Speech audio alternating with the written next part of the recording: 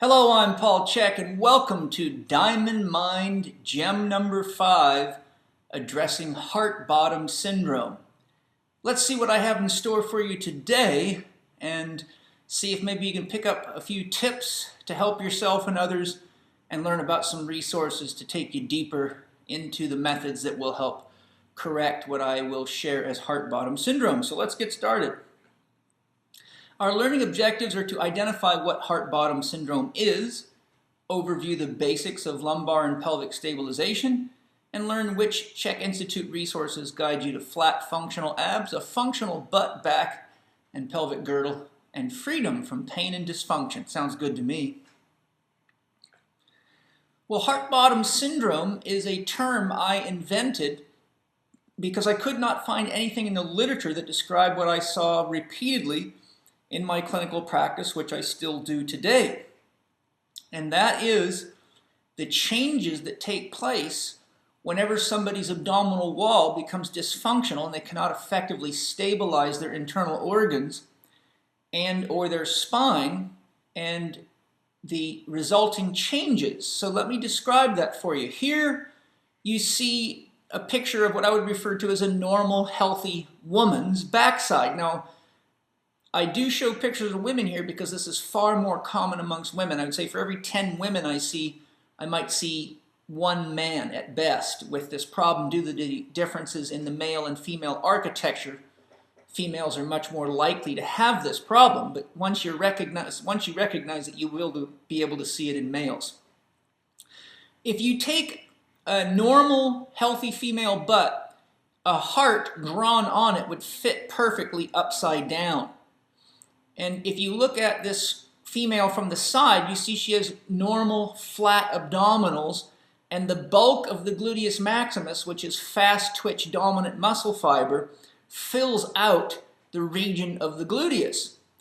But when you look at somebody that has heart bottom syndrome, they have atrophy of the fast twitch fibers, which you can see here. They have a distended abdomen, and over time, due to the changes that I will describe, and the changes in the pelvic floor, you see that the fast twitch fibers begin to atrophy, and now the heart fits on upside or right side up, and the gluteus medius, which are not normally prominent when you look at somebody's backside, now become the prominent feature filling out the lobes of the heart. So I'll now take you through an explanation of how this relates to the pelvic floor and how heart bottom syndrome is created. First of all, it is the job of the inner unit, the intrinsic muscles of the spine, the diaphragm, the pelvic floor, and the transverse abdominis muscles at large to create spinal stability. The pelvic floor muscles are part of the inner unit, and what many don't realize, and I didn't realize till I did advanced training in the Czech Republic with Vladimir Yonda and Carol Levitt, that these fibers here coming off the coccyx region of the sacrum, which is about 15% of the gluteus maximus in most people, are actually slow twitch dominant fibers in the gluteus maximus and function to support the pelvic floor in all human beings. So here you can see the bulk of the gluteus maximus, according to researchers such as Shirley Sarman. 85% of that muscle attaches to the iliotibial band, but the 15% of it that comes off the coccyx region and attaches directly into the femur turns out to be more suited for stabilizing functions. Now, if you just look here at my picture, remembering how the inner unit functions whenever the body needs to stiffen, it activates the transverse abdominis, pelvic floor, diaphragm, deep spinal stabilizers. The drawing in of the belly button compresses the viscera, causing them to rise up against the diaphragm, down against the pelvic floor. And since the pelvic floor and diaphragm create resistance to that upward and downward movement, it actually has a decompressing effect on the spinal discs and facet joints. So the key thing here is that it is the hoop tension that stabilizes and compresses the viscera that gives the body enough pressure to work against so that there is some purchase as these muscles come in. If there was nothing in here, drawing the transverse abdominis in would not increase tension in the fascia of the back and could not stabilize the spine. So in a person with normal inner unit function, as they bend over and pass through the point of about 90% trunk flexion, as the ligaments in the back tighten, the inner unit is activated, drawing the belly button in, giving them spinal stability so they can lift weights, as you see here. And I liken this to the process if you grab a snake and hold it. It tries to wiggle, but it cannot wiggle inside your hand. Your hand creates hoop tension, just like your transverse abdominis and posterior fibers of the internal oblique and the whole inner unit system does. And it is that stiffness and stability that allows us to transfer the load through the system all the way down into the ground, making us a functionally integrated system. Now, if you look at this diagram I borrowed here from Richard Dontigny, one of the world's leading experts in the understanding of sacroiliac joint function and sacral function in the spine, he shows us how form and force closure works, which are some common modern terms born out of research. Form closure is the name to describe the nature of the two surfaces of the sacroiliac joints. They are fibrocartilaginous. So for those of you to understand how a clutch in a car works or how the brakes in a car works, the clutch meets the flywheel and creates friction and grabs it and moves as a functional unit, and your brake shoes grab your rotors. So that's form closure. Force closure is what occurs when the transverse abdominis tries to pull the two halves of the pelvis together, which can only happen if your belly button's moving inward. And because the ligaments are relatively non-stretchable, the sacroiliac ligaments, when the transverse abdominis pulls the two halves of the pelvis together, since these ligaments will not stretch very effectively, it creates what's sometimes called the nutcracker effect. So the two halves of the pelvis are like the handles on a nutcracker, and the sacrum is like the nut being squeezed from both sides. So as we bend, the rectus abdominis and the obliques induce a slight posterior rotation around this black dot, which is the axis of rotation, which resists the forces of the line of gravity that are trying to push our spine right forward through the pelvis. And so you have this form closure here, joint surfaces being supported by force closure, the activity of the inner unit. If a person's abdominal wall does not work properly, as you see here, here's a patient of mine who is a fitness model who developed a severe parasite infection and could not get abdominal wall recruitment, was having all sorts of problems. So when a person like that bends over, their belly falls out, and they no longer have the ability to transfer force from the load to the ground without having points of excessive force transmission, which leads to joint slippage, inflammation, and all sorts of problems.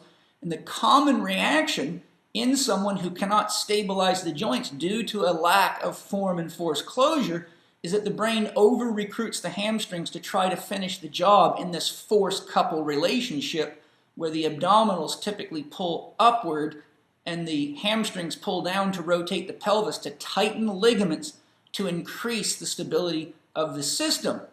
So if the abdominals don't work, then the hamstrings become overly active, which leads to chronic hamstring problems in patients and people that stretch their hamstrings forever and they never get better because the nervous system keeps retightening them to support the spine.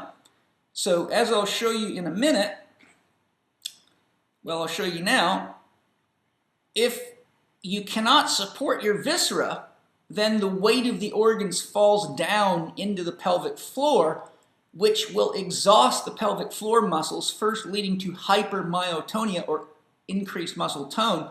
And as the body can no longer hold the contents, the brain must begin recruiting these slow twitch muscle fibers, which come at a cost. Now, if you look here at my diagram, I'm just showing you some of the visceral pathways that I teach my students in more advanced training, but each organ in the body has a neuromuscular relationship with the muscles on the same channel. Here's the uterus. The red area shows you where pain is referred to from the uterus. So from the belly button all the way to the toes and up around the nipples, and what you don't see on this diagram is it also causes instability at the atlas or the atlas-occiput junction, which is a common reason that chiropractors cannot get next to stabilize when there is hormonal imbalances and dysfunction in the region of the uterus or the sex organs. So this woman could not activate her inner unit due to a severe parasite infection. So now that you look at this, what you see here is that with this woman's organs dropping down, you can see she's in what's sometimes referred to as a clenching syndrome, like she was trying to hold a pencil between her butt cheeks. But that chronic holding pattern to support the weight of the organs so they don't fall through the pelvis requires the oxidative or slow twitch fibers, which causes the fast twitch fibers to atrophy, and soon enough you have an overbearing awareness of the gluteus medius and a diminishing presence of the gluteus maximus, so the heart fits right side up. So now on the left you see one of my Czech practitioners, Jimena Gonzalez, showing you what a healthy Czech practitioner's bottom looks like, which is a normal healthy bottom, and her organs are well contained and her pelvic floor is not being exposed to excessive gravitational loading. Here you can see a picture of a woman with heart bottom syndrome. So you look at the bulk of the fibers here and you see the atrophy here, and you see the clenching syndrome that I've had my artist draw for you here, and you could easily see how the heart would fit right side up, but upside down. In order for it to fit, it would have to go this way, but here it would go naturally that way. So you can see that very clearly right here. This woman will have abdominal wall dysfunction, or viscerotosis is the technical word. The organs fall down, overloads the uterus and the bladder, leads to a tension syndrome, causes hyper-recruitment of the gluteus maximus fibers off the coccyx in a postural support attempt, which leads to instability in the pelvic girdle and imbalances in the function of the inner unit and spinal stabilization. And the interesting thing is that these people are some of the most dangerous people in the gym when it comes to using what we call functional exercises. So a kettlebell, a medicine ball, any of these kinds of dynamic exercises, these people have very, very low postural reserve. Their system's often overloaded. There's poor circulation, poor joint stability, and they're highly susceptible to injuries and pain, which leads to chronic fatigue in people, and then their desire for exercise diminishes to dangerously low levels, which is often followed by obesity. So now that you understand heart bottom syndrome, I can refer you to a couple of better abs, buns, and back solutions. My DVD, Flatten Your Abs Forever, explains a lot of the dietary relationships that can lead to this problem. My program, Swiss Ball for Better Abs, Buns, and Backs, which is a DVD, is a very basic but highly effective spinal rehabilitation program that can go a long ways when coupled with Flatten Your Abs Forever and my book, How to Eat, Move, and Be Healthy, when it comes to restoring heart bottom syndrome. And you can find many more resources at CzechInstitute.com and CzechConnect.com. And finally, I'd like to let you all know that our first US-based Czech conference will be running September 2nd through the 4th here in San Diego. You're welcome to check that out at www.czechconference.com, or you can see it right on the homepage at CzechInstitute.com. Also, my programs Scientific Core Conditioning and Scientific Back Training have a lot of essential information that will help anybody get over heart bottom syndrome. And we must help these people and must be very careful with them when they're in the gym or doing functional exercises, because they're very, very unstable and highly susceptible to orthopedic pathology. I hope you've enjoyed heart bottom syndrome today. I look forward to sharing with you in our next Diamond Mind clip. Thanks for joining me. I'm Paul Czech. Bye-bye.